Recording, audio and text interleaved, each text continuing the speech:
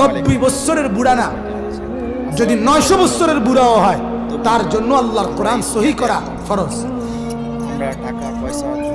অশুদ্ধ কোরআন পড়ার কোনো সুযোগ নেই, অশুদ্ধ নামাজ পড়ার কোনো সুযোগ নাই, ঠিক আপনাকে করতেই হবে। দুনিয়ার বর্তমান অনেক কিছু নতুন নিয়ম হয়েছে সরকার, আপনি না জানলেও আগে ছোট্টবেলায় আপনাকে নতুন নিয়মেই ওই কাজটা করতে হয়, ঠিক কিনা বলেন না? বুঝে নিতে হয় আপনাকে। আগে দলিল হাতে লিখতো, এখন কম্পিউটারে লেখে। কথা বলেন চাচা, আপনাকে আমলে হাতে লিখতো না, আগে ফেঁসাইয়া লিখতো। যে দলিল লেখছে তে সারা 14 গোষ্ঠীর কেউ এটি বুঝতো না, কি তাহলে লিখতো ঘুরে গাড়াইয়া, ঠিক কিনা বলেন? এখন কম্পিউটারে লেখে।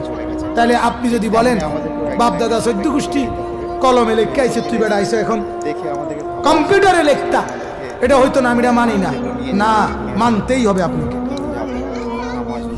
ঠিক ছোটবেলায় পড়েন নাই, বাবা শিখায় নাই, ছোটবেলায় বুঝি নাই, বড় সংসার আসিল এই জন্য শিখতারি নাই, কামে লাগায় দিছে, বিদেশ ফাটাই দিছে, এসব ফাঁক না আলাপ করলে ফিড এখনো মাটিত করতে, এত রঙে দোয়ান বাহি খায় না। কথা বুঝছেন কিনা বলেন? আমারে বললে আপনি বলতে পারবেন, হুজুররে বলে আপনি পার হয়ে যাবেন, কারণ আমার হাতে শাস্তি নাই, হুজুরের হাতে কি নাই? শাস্তি নাই।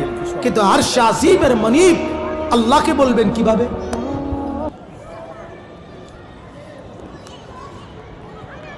তো বন্ধুরা, ভিডিওটি যদি আপনাদের ভালো লাগে, আমার ছোট জ্ঞানে আপনাদের সামনে যেগুলো বললাম যদি ভালো লাগে অবশ্যই কমেন্ট করে বলবেন আর আমার জন্য দোয়া করবেন। আর যদি কারো খারাপ লেগে থাকে অবশ্যই মাফ করে দেবেন, ছোটো ভাই বা বন্ধু হবে।